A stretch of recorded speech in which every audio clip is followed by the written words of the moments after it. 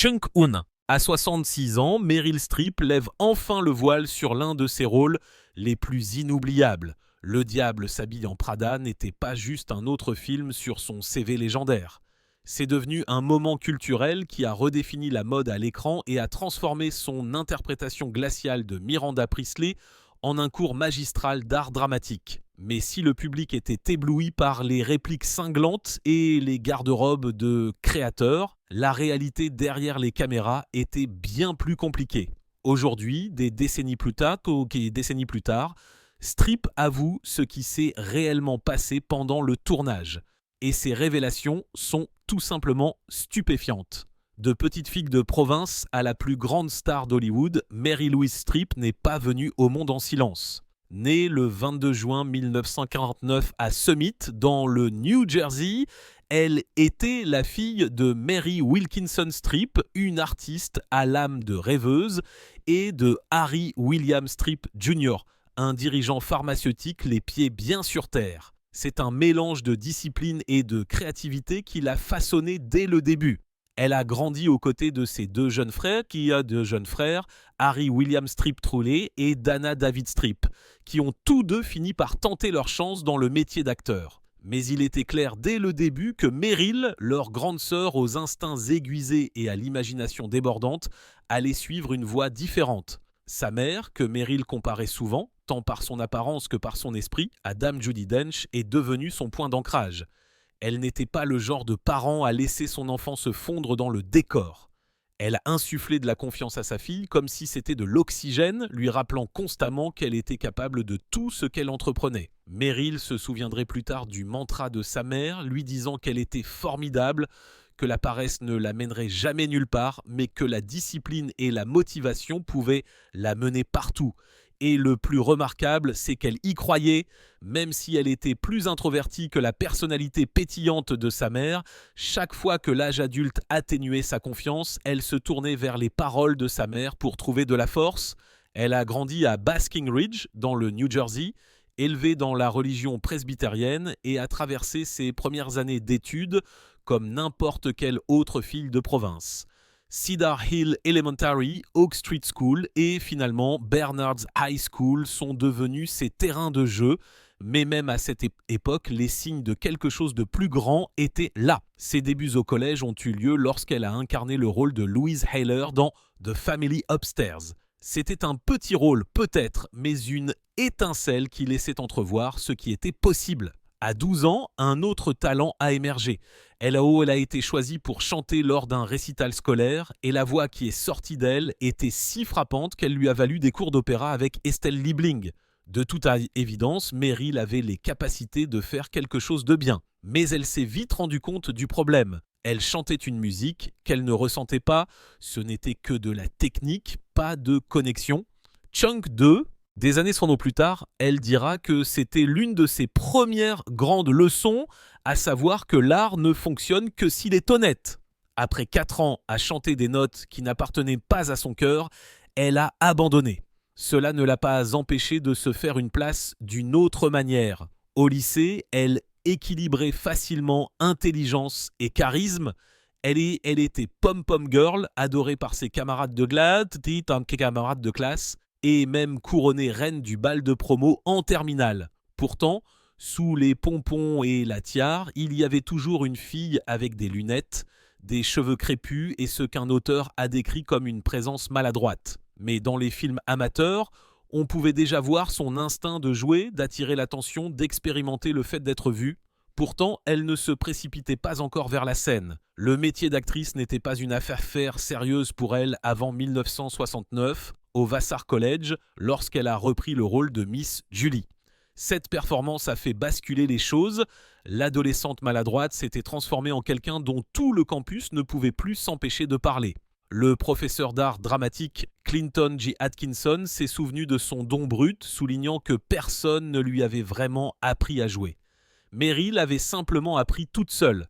Avec son incroyable capacité à mémoriser les répliques et à prendre des accents, elle montrait déjà des signes du talent caméléon qui ferait d'elle plus tard l'une des actrices les plus polyvalentes au monde. Elle a obtenu un AB en art dramatique avec mention cum laude en 1971. Mais Meryl n'en avait pas encore fini. Elle a visé plus haut en postulant à la Yale School of Drama pour obtenir son MFA. Ces années ont été difficiles. Pour payer ses frais de scolarité, elle jonglait avec des emplois de serveuse et de dactylo, tout en se lançant dans plus d'une douzaine de productions théâtrales promotionnelles par an. La pression était si forte qu'elle a fini par avoir des ulcères et a même envisagé d'abandonner le métier d'actrice pour faire des études de droit. Des études de droite. Mais au lieu d'abandonner, elle a redoublé d'efforts. Son registre sur scène était déjà stupéfiant. Un soir, elle pouvait être Helena dans Le songe d'une nuit d'été. Un autre soir, elle était une femme de 80 ans en fauteuil roulant pour une comédie écrite par des inconnus à l'époque, Christopher Durang et Albert Inorato. Elle a absorbé les leçons de personnalité comme la chorégraphe Carmen de Lavalade et Robert Lewis, cofondateur de l'Actors Studio. Pourtant, elle n'avait pas peur de réagir. Certains professeurs croyaient au rappel émotionnel en remontant des traumatismes personnels pour alimenter une performance, mais Meryl trouvait cela envahissant, voire odieux. Elle refusait de sacrifier ses limites pour un rôle. En 1975, elle a quitté Yale avec son MFA en art dramatique, une survivante de l'autocuiseur qui avait failli le riser. Chunk 3. En cours de route, elle avait également élargi ses horizons au Dartmouth College, où elle s'était inscrite en tant qu'étudiante invitée. Et une décennie plus tard, en 1981, elle y est retournée en tant qu'invitée d'honneur, recevant un doctorat ès arts. De l'extérieur, cela pouvait ressembler à la fabrication d'une actrice. Mais de l'intérieur, c'était la construction lente et ardue d'une femme déterminée à comprendre non seulement comment jouer, mais aussi comment vivre honnêtement dans chaque rôle qu'elle touchait. La fille à lunettes et aux cheveux crépus était devenue Katouch, une femme qui savait comment se transformer, et elle ne faisait que commencer. Une carrière gravée dans l'or. En 1965, Meryl Streep en avait fini d'être la jeune fille prometteuse. Elle était prête à prouver qu'elle avait sa place. L'un de ses premiers contrats professionnels a eu lieu à la Conférence nationale des auteurs dramatiques du Eugene O'Neill Theatre Center, où elle a joué 5 pièces en seulement 6 semaines. C'était un baptême du feu et elle en est ressortie plus affûtée, plus avide et prête à en découdre. La même année, elle a emballé son ambition et a déménagé à New York.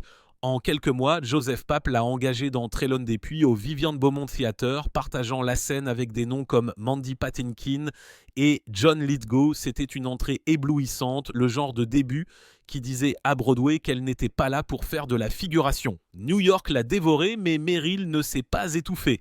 Au cours de sa première année seulement, elle a enchaîné les rôles. Les productions de Papp d'Henry Fint, La Mégère apprivoisée face à Raoul Julia et Mesure pour mesure aux côtés de Sam Waterston et John Cazale. Cette dernière a changé sa vie. Sur scène, elle était fascinante. En coulisses, elle tombait amoureuse de Cazale, l'acteur brillant et hanté surtout connu pour Le Parrain. Ils ont emménagé ensemble, construisant un monde paisible qui allait devenir l'un des amours les plus profonds et les plus tragiques de sa vie. Broadway lui a donné plus que des applaudissements, cela lui a donné une validation. Elle a joué dans la comédie musicale Happy End et a remporté un Obie pour Alice at the Palace. Et bien qu'elle n'ait pas rêvé de cinéma, la performance de Robert De Niro dans Taxi Driver l'a frappée comme la foudre. En le regardant, elle s'est dit que c'était le genre d'acteur qu'elle voulait être quand elle serait grande. Soudain, Hollywood n'était plus une simple pensée après coup, c'était la prochaine frontière. Mais le chemin était brutal. Lors d'une audition pour le remake de King Kong de Dino De Laurentiis en 1976, elle est entrée dans la pièce pour l'entendre l'appeler Led en italien, en supposant qu'elle ne comprendrait pas. Chunk 4. Sans broncher, Meryl a répondu en italien parfait qu'elle était désolée de ne pas être aussi belle qu'il le souhaitait, mais que c'était tout ce qu'il aurait. Ce feu sacré, ce refus de se faire petite, allait devenir sa marque de fabrique. Même si elle testait les rayos les os du cinéma, le théâtre restait son terrain d'entraînement. Elle a fait ses débuts à Broadway dans 27 Wagons Full of Cotton de Tennessee Williams et A Memory of Two Mondays d'Arthur Miller, ce qui lui a valu sa première nomination aux Tony Awards. Elle avançait vite, grimpait haut, mais rien ne l'avait préparée au chagrin qui allait suivre. En 1977, elle a décroché son premier rôle au cinéma, une apparition éclair dans le film Julia avec Jane Fonda. La plupart de ses scènes ont été coupées et elle a détesté ce qui restait. Avec une mauvaise perruque et des dialogues décousus, elle est repartie convaincue qu'elle avait fait une erreur. Les films lui paraissaient faux, superficiels. Mais même dans ce bref rôle, Jane Fonda l'a marqué. Meryl a déclaré plus tard que Fonda avait discrètement ouvert plus de portes pour elle qu'elle ne l'avait jamais imaginé. Puis est venu Voyage au bout de l'enfer. De Niro se souvenait d'elle pour la série Z et la voulait pour le rôle de sa petite amie. Cela aurait dû être juste un autre rôle de soutien, mais pour Meryl, c'était profondément personnel parce que John Cazale, alors diagnostiqué avec un cancer du poumon en phase terminale, avait également été choisie. Elle a accepté le rôle non pas par ambition, mais par amour, juste pour rester proche de lui. Son personnage était peut-être vague et provincial, mais Meryl l'a rempli d'une dignité tranquille, faisant ressentir au public le poids tacite que les femmes portaient moins souvent. Les critiques l'ont remarqué. Le film lui a valu sa première nomination aux Academy Awards, et soudain, elle n'était plus seulement une actrice de théâtre, elle était une étoile montante, puis est venu le film qui a tout changé. Kramer contre Kramer. Choisie pour jouer aux côtés de Dustin Hoffman, Meryl incarnait une femme qui abandonne son mari et son fils. Le scénario original l'a dépeignée comme une méchante, froide, égoïste et unidimensionnelle. Meryl a refusé. Elle a fait valoir que les vraies femmes qui quittaient leur mariage n'étaient pas des caricatures. Elles étaient une vérité complexe, déchirée et souvent désespérée. Chunk 5. Elle a exigé des changements et les cinéastes l'ont écoutée. Elle a même réécrit ses propres dialogues dans 2 scènes cruciales. Malgré la résistance d'Hoffman, il ne lui a pas facilité la tâche. Au début, il ne supportait pas son entêtement, mais lui et le réalisateur ont fini par l'admettre. Elle était obsédée et infatigable et brillante. Le rôle a divisé le public. Les féministes l'ont débattu, les critiques l'ont disséqué, mais personne ne pouvait nier le pouvoir qu'elle apportait à l'écran. Steven Farber l'a qualifiée de l'une des rares artistes capables de faire scintiller de mystère même les moments les plus banals. Et lorsqu'elle a remporté le Golden Globe et l'Academy Award de la meilleure actrice dans un second rôle, un Oscar qu'elle a oublié dans les toilettes des dames après son discours, son règne sur Hollywood a officiellement commencé. Les années 70 ont fait d'elle une force, mais les décennies suivantes allaient prouver sa longévité.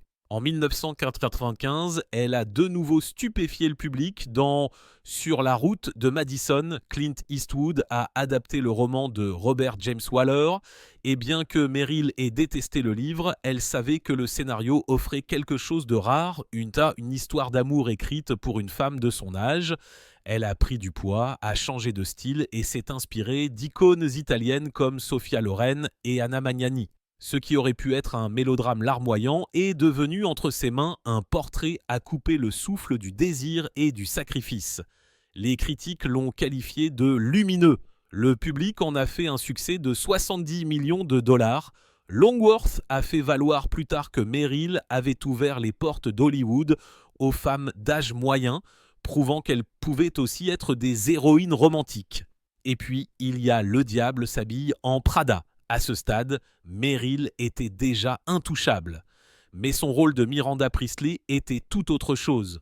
Froide, autoritaire, tranchante comme un rasoir, elle a incarné la terrifiante rédactrice de mode avec une telle perfection que les critiques n'ont pas cessé de s'extasier. Roger Ebert l'a décrite comme pleine d'assurance et impérieuse. Le public ne pouvait tout simplement pas en avoir assez. Le film a rapporté plus de 326 millions de dollars dans le monde, ce qui en fait son plus grand succès commercial à ce jour, et lui a valu un autre Golden Globe et une 14e nomination aux Oscars, un record. Des scènes off-Broadway à Miranda Priestly, l'ascension de Meryl n'a pas été une promenade de santé. Il y a eu des rejets, des peines de cœur, des réinventions et de la détermination. Et chaque fois que quelqu'un essayait de la rejeter, qu'il s'agisse d'un producteur italien la traitant de laide ou d'un partenaire se battant contre ses choix, elle en faisait du carburant. C'est le secret de Meryl Streep. Chunk 6. Elle ne se contente pas de jouer des femmes fortes, elle en est une. Comment Meryl a failli ne pas obtenir le rôle de Miranda Priestly ? 3 Guido lorsque Le Diable s'habille en Prada est sorti en salle en 2006. Ce n'était pas juste une autre comédie romantique brillante, c'était un tremblement de terre culturel réalisé par David Frankel et basé sur le roman mordant de Lauren Weisberger paru en 2003. Le film réunissait Meryl Streep, Anne Hathaway, Stanley Tucci et une Emily Blunt alors inconnue. Sur le papier, c'était une comédie dramatique sur une jeune journaliste qui navigue dans le monde de la mode. Mais à l'écran, c'est devenu quelque chose de plus grand, un regard acéré, spirituel et étonnamment émouvant sur le pouvoir, l'ambition et le coût du succès. Et au centre de tout cela, il y avait Meryl Streep, transformant Miranda Priestly en l'un des personnages les plus inoubliables du cinéma moderne. Mais bien que nous ayons appris à aimer et à admirer l'interprétation de Streep, Meryl Streep a failli ne pas figurer dans Le Diable s'habille en Prada. Difficile à croire aujourd'hui, mais à l'époque, l'idée de la choisir pour incarner Miranda Priestly paraissait absurde à certaines des personnes en charge. Le plan du studio était simple, créer un film de mode amusant et glamour, avec Anne Hathaway dans le rôle principal de jeune fille aux yeux brillants.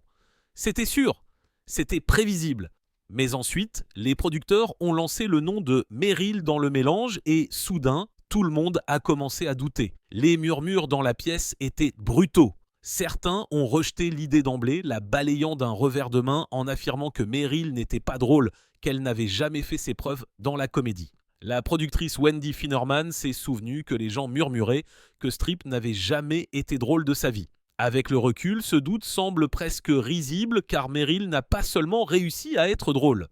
Elle a tordu l'humour en quelque chose de tranchant, mêlé d'élégance et de cruauté, et a rendu Miranda Priestly inoubliable. Mais la recruter n'a pas été aussi facile que de lui lancer un contrat. Lorsque la première offre lui est parvenue, elle a eu l'impression d'une insulte, un chiffre qui ne reconnaissait même pas le poids qu'elle avait à Hollywood. Meryl n'a pas mordu à l'hameçon, elle est partie. C'est alors que le studio s'est déméné. Ils ont doublé l'offre, ce n'est qu'à ce moment-là qu'elle a accepté d'enfiler les talons aiguilles de Miranda. Et avec cela, Fox a finalement apposé son approbation sur le projet. Chunk 7. Une fois qu'elle a signé, Meryl n'était pas là pour simplement faire acte de présence. Elle a reconstruit Miranda de l'intérieur, elle a insisté sur 2 des touches les plus emblématiques du film. La première était ce monologue cinglant sur le pull bleu, une critique si acerbe qu'elle a fait de la mode une sorte de destin. La seconde était la scène vulnérable de Miranda dans une chambre d'hôtel. Dépouillée de son armure, une rare fissure dans sa façade glaciale. Ni l'une ni l'autre ne figurait dans le plan initial. C'était du pur Streep. Et son inspiration pour Miranda ne venait pas seulement du monde de la mode. Elle a emprunté le pouvoir tranquille de Clint Eastwood, dont la voix douce pouvait faire taire une pièce, et la présence perçante du réalisateur Mike Nichols. Elle y a ajouté l'élégance intellectuelle de femmes comme Carmen Del Orefis et Christine Lagarde, donnant à Miranda cette aura royale et intouchable. Le génie résidait dans la retenue. Tout le monde s'attendait à ce que Miranda tonne, mais Meryl l'a fait chuchoter. Ce choix a transformé le personnage en quelque chose de glaçant, de magnétique, impossible à détourner le regard. Anne Hathaway a admis plus tard que c'était tellement inattendu et brillant. Ce qui avait commencé comme un pari du studio est devenu un cours magistral sur la rentabilité de la prise de risque. Sans Meryl, Le Diable s'habille en Prada aurait été un autre joli film sur les vêtements. Mais avec elle, il est devenu une légende. C'était Meryl l'actrice.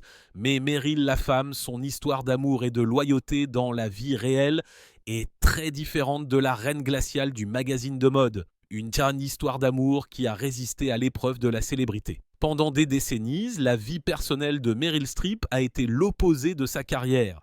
Calme, stable et jamais matière à faire les choux gras des tabloïds. Contrairement à ses pairs, qui se sont souvent retrouvés à la une des journaux, Streep a gardé sa vie amoureuse simple. 2 grands amours. C'est tout. Alors, lorsque des rumeurs ont commencé à circuler selon lesquelles la triple lauréate d'un Oscar pourrait être liée sentimentalement à la légende de la comédie Martin Short, les mâchoires se sont décrochées. Soudain, Hollywood avait un nouveau couple inattendu sur lequel s'acharner. Sur le papier, il ne pourrait pas être plus parfaitement dépareillé. Et c'est précisément pour cela que ça marche. Chunk 8. Strip, la femme aux 21 nominations aux Academy Awards, plus que quiconque dans l'histoire, et Short, l'icône de la comédie à la langue acérée, sans ennemis, avec un Tony et certains des films les plus drôles des 4 dernières décennies, se situent tous deux confortablement dans le territoire de la légende.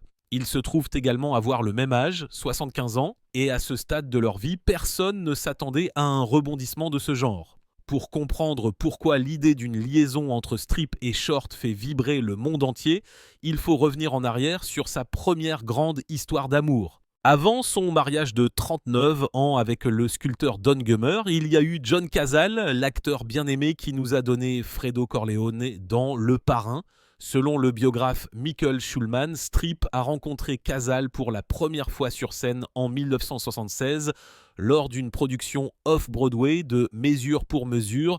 Elle n'avait que 27 ans et cherchait encore sa place à Hollywood, tandis que lui était déjà vénéré grâce au Parrain, un après-midi de chiens et conversations secrètes. Ils sont tombés amoureux rapidement. Schulman a écrit que leur romance s'est déroulée rapidement. Même si Cazale lui-même était connu pour traverser la vie à un rythme plus lent, le couple était inséparable, partageant des dîners à Little Italy, vivant ensemble à Tribeca et gagnant l'admiration de leur cercle restreint qui comprenait des poids lourds comme Al Pacino et Robert De Niro. Puis vint le chagrin. En 1977, Cazale a été diagnostiqué avec un cancer du poumon en phase terminale. Strip ne l'a jamais quitté. Elle a même accepté un rôle dans Voyage au bout de Somme ou l'enfer, un film qui ne l'attirait pas particulièrement, juste pour pouvoir rester proche de lui pendant qu'il jouait son dernier rôle. Lorsque les producteurs ont envisagé de licencier Cazale en raison des couseaux d'assurance, De Niro serait intervenu pour les couvrir lui-même. Cette solidarité a permis à Cazale de rester dans le film, mais elle n'a pas pu empêcher ce qui allait suivre. Cazale s'est décédé en mars 1978 et Schulman a décrit Strip sur sa poitrine en proie au chagrin avant qu'il n'ouvre les yeux une dernière fois pour la rassurer en lui disant que tout allait bien. Quelques mois plus tard, Voyage au bout de l'enfer est sorti, acclamé par la critique et devenant le 5e film consécutif de la carrière de Cazale à obtenir une nomination pour le meilleur film. Il a également valu à Strip sa toute première nomination aux Oscars. Elle a admis plus tard que sa mort l'avait forcé à affronter sa propre mortalité en disant que cela avait changé sa façon de voir la vie. Plus tard cette année-là, le destin lui a offert un nouveau chapitre. Par l'intermédiaire de son frère, Harry, elle a rencontré le sculpteur Don Gummer qui lui a offert du réconfort alors qu'elle était au plus mal. Ce qui a commencé par des lettres s'est transformé en amour. Et en septembre 1968, les deux se sont mariés dans le jardin de ses parents. Ensemble, ils ont construit un mariage apparemment inébranlable qui a duré près de 4 décennies, élevant 4 enfants, Henry, Mamie, Grace et Louisa. Strip lui a souvent attribué le mérite d'être le point d'ancrage de sa vie. Dans son discours aux Oscars en 2012 pour La Dame de Fer, elle l'a remercié en premier, soulignant qu'au moment où vous arrivez à votre mari à la fin, l'orchestre vous coupe. Mais même les histoires d'amour les plus parfaites peuvent vaciller. En 2023, il a été révélé que Strip et Gummer étaient en fait séparés depuis plus de 6 ans, bien qu'ils continuaient à se soucier profondément l'un de l'autre. À ce moment-là, les rumeurs concernant Martin Short commençaient à se faire de plus en plus fortes. Chunk 9. Leur relation n'a pas été soudaine. Les premiers rapports les liant remontent à 2015 lorsque Strip a assisté à l'un des spectacles de Short à Broadway. Pendant des années, leurs apparitions publiques ensemble ont été expliquées comme une camaraderie professionnelle entre 2 titans de l'industrie. Cela a changé en 2023 lorsque Strip a rejoint le casting de Only Murders in the Building, jouant Loretta Durkin, l'amoureuse d'Oliver Putnam, incarnée par Martin Short. L'art a commencé à imiter la vie et les fans n'ont pas pu ignorer la chimie. Au début de 2024, des rumeurs laissaient entendre que les deux étaient plus que de simples collègues. Mais Short s'est empressé de les étouffer En déclarant dans un podcast qu'ils étaient simplement de très bons amis, l'équipe de Streep a repris la même ligne et pourtant, ces photos où ils se tenaient la main lors de la première de la saison 4 de Only Murders en août 2024 disaient le contraire. Les spéculations n'ont fait que s'amplifier lorsque le couple a passé la Saint-Valentin 2025 ensemble au concert de retrouvailles du 50e anniversaire de SNL, riant, applaudissant et, selon les spectateurs, ressemblant en tout point à un couple. En mars 2025, Page Six a cité une source affirmant que les deux sortaient ensemble discrètement depuis plus d'un an. Cet initié a déclaré que Streep n'avait pas pu résister au charme de Short, le décrivant comme un gentleman qui la faisait rire et remplissait sa vie de positivité. Leur famille, a ajouté la source, était ravie de cette relation et trouvait les deux adorables ensemble. Qu'ils ne soient que des amis ou quelque chose de plus, une chose était claire. Meryl Streep, qui a passé sa vie à créer certains des personnages les plus indélébiles à l'écran, pourrait enfin vivre l'un de ses rôles les plus surprenants en dehors de l'écran. Une histoire d'amour que personne n'avait vu venir. Mais alors que sa vie personnelle s'illuminait soudainement dans les colonnes de Potin, sa vie professionnelle portait ses propres mythes, peu d'histoires ont persisté, aussi longtemps que celle de ce qui s'est réellement passé dans les coulisses du diable s'habille en Prada. À 76 ans, Meryl Streep avoue ce qui s'est réellement passé sur le plateau du diable s'habille en Prada. En 2021, à l'occasion du 15e anniversaire du diable s'habille en Prada, Meryl Streep a levé le voile sur ce qui s'est réellement passé sur le plateau du film. Et disons simplement que ce qu'elle a révélé est aussi glacial que le regard de Miranda Priestly. Lorsque le film est sorti en salle en 2006, il s'est instantanément imposé comme plus qu'un simple film de mode basé sur le roman de Lauren Weisberger que l'on disait inspiré de ses jours en tant qu'assistante d'Anna Wintour. Il a dépouillé l'industrie de la mode de son vernis, révélant la mentalité impitoyable du chacun pour soi sous la haute couture. C'était glamour, impitoyable et magnétique à la fois. Le film a soit incité les téléspectateurs à se lancer dans la mode avec des étoiles dans les yeux, soit à s'en éloigner en courant par peur. Et au cœur de tout cela, il y avait Streep se transformant